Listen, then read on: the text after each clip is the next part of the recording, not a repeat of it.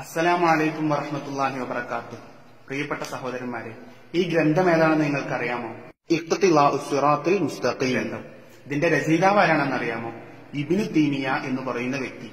അദ്ദേഹത്തിന്റെ വാക്കുകൾ വിഷലിപ്തമാണ് എന്ന് പറയുന്നത് ഖുർആൻ വിഷലിപ്തമാണ് എന്ന് പറയുന്നതിന് തുല്യമാണ് എന്ന് മുജാഹിദുകളുടെ പ്രസിദ്ധീകരണമായ വിചിന്തനത്തിൽ രേഖപ്പെടുത്തി. അത്രയും പ്രാധാന്യമുള്ള വാക്കുകളാണ് ഇബ്നു തൈമിയ എന്ന് പറയുന്ന വ്യക്തിയുടെ വാക്കുകൾ. അഥവാ മുജാഹിദ് പ്രസ്ഥാനത്തിന്റെ ആശയ ആദർശ സ്രോതസ് എന്ന് പറയപ്പെടും. പ്രിയപ്പെട്ട സഹോദരന്മാരെ, അദ്ദേഹത്തിന്റെ ഈ ഇഖ്തിലാഉ സിറാത്തുൽ മുസ്തഖീമിൽ പറയുന്ന ചില വരികൾ ഞാൻ നിങ്ങൾക്ക് വായിച്ചു കേൾപ്പിച്ചു തരാം. നിങ്ങൾ അതൊന്ന് ശ്രദ്ധിച്ചു കേൾക്കുക.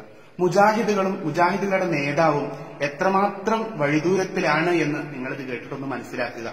അല്പമെങ്കിലും ബോധമുള്ളവർക്ക് ഒന്ന് മാറി ചിന്തിക്കാൻ ഇതൊരു കാരണമായേക്കും. അള്ളാഹു തൗഫീഖ് നൽകുമാറാകട്ടെ.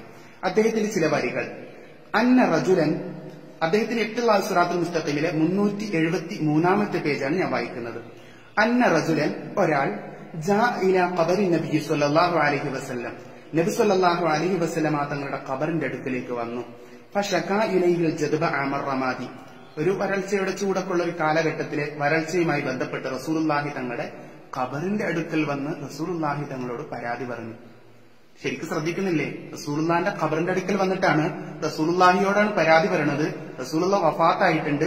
വഫാത്തായ റസൂലുള്ളാഹി തങ്ങളോട് പരാതി പറയുകയാണ്, അഥവാ ഇസ്തിഗാസ ചെയ്യുകയാണ് എന്ന് നമുക്ക് പറയാം.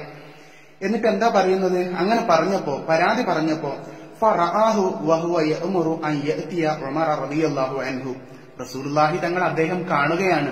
റസൂലുള്ളാഹി തങ്ങൾ അദ്ദേഹത്തോട് പറഞ്ഞു, ഉമർ ഇബ്നുൽ ഖത്താബ് റളിയല്ലാഹു അൻഹുവിന്റെ അടുക്കലേക്ക് പോകാൻ. ഫയഅ്മുറുഹു അൻ യഖ്റുജ ഫയസ്തസ്ഖി ബിന്നാസി, അങ്ങനെ ഉമർ ഇബ്നുൽ ഖത്താബ് റളിയല്ലാഹു അൻഹുവിനോട് ജനങ്ങൾക്ക് വേണ്ടി മഴയെ തേടാൻ പറയാൻ വേണ്ടിയിട്ട് ഖബറിന്റെ ഉള്ളിൽ നിന്ന് റസൂലുള്ളാഹി സ്വല്ലല്ലാഹു അലൈഹി വസല്ലം തങ്ങൾ മറുപടി പറഞ്ഞു. വിശ്വസിക്കണേ, ഇത് പറയുന്നത് ആരാ? ഇബ്നു തൈമിയയാണ്. പിന്നെയും അദ്ദേഹം പറയുകയാണ്, ഫഇന്ന ഹാദാ ലൈസ മിൻ ഹാദൽ ബാബി, ഇപ്പൊ നമ്മൾ അത്തരം ഒരു വിഷയങ്ങളല്ല ഇവിടെ പ്രതിപാദിക്കുന്നത്. പിന്നെയോ, വമിത്ലു ഹാദാ യഖഉ കസീറൻ, ഇതുപോലെ ധാരാളം സംഭവങ്ങൾ സംഭവിച്ചിട്ടുണ്ട്. ലിമൻ ഹുവ ദൂന നബി സ്വല്ലല്ലാഹു അലൈഹി വസല്ലം, നബി സ്വല്ലല്ലാഹു അലൈഹി വസല്ലം തങ്ങൾ അല്ലാത്തയിടത്തുമൊക്കെ, അല്ലാത്ത മഹാന്മാരുടെ മക്ബറകൾ, ഔലിയാക്കന്മാരുടെ മക്ബറകളിലും ഇങ്ങനെ പോയി പരാതി പറയുമ്പോൾ അതിൽ നിന്ന് ഉത്തരം കിട്ടുക എന്നുള്ള സംഭവങ്ങൾ മറ്റു പലതുമായി നടന്നിട്ടുണ്ട് എന്ന് പറയുന്നത് ഇബ്നു തൈമിയയാണ്.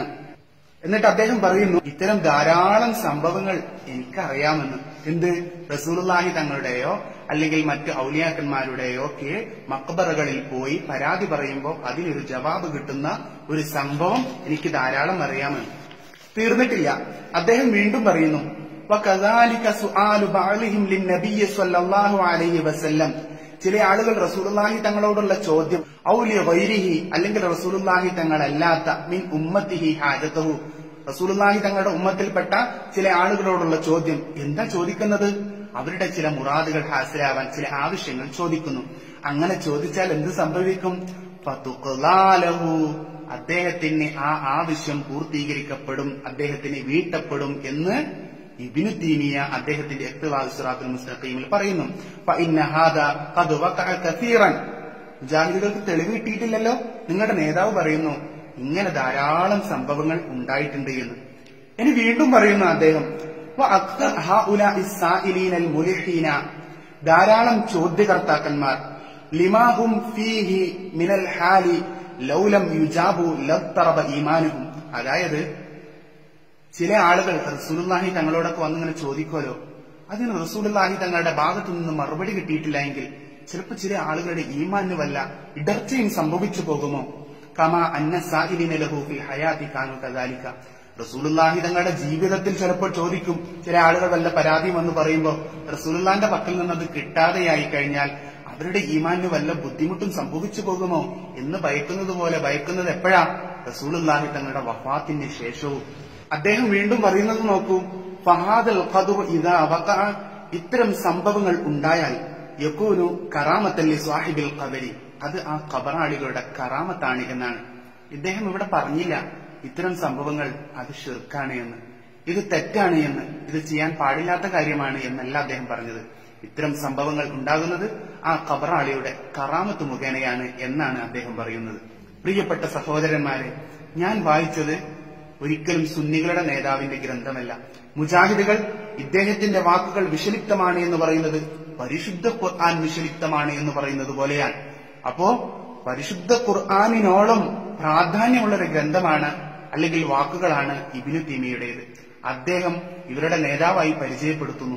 ഇയാൾ തന്നെ പറയുന്നു, മുജാഹിദുകളുടെ എല്ലാ വാദങ്ങളെയും തകർത്തെറിയുന്നു. റസൂലുള്ളാഹി തങ്ങളുടെ ഖബറിന്റെ അടുക്കലേക്ക് പോകണമെന്നും റസൂലുള്ളാഹി തങ്ങളുടെ ഖബറിന്റെ അടുക്കൽ ചെന്ന് ആവശ്യ നിർവഹണത്തിന് വേണ്ടി ചോദിക്കണമെന്നുമുള്ള കാര്യങ്ങൾ അദ്ദേഹത്തിന്റെ കിതാബിൽ പറയുന്നു. മാത്രമല്ല, അദ്ദേഹത്തിന് അങ്ങനെ ധാരാളം സംഭവങ്ങൾ അറിയാമെന്നും പറയുന്നു.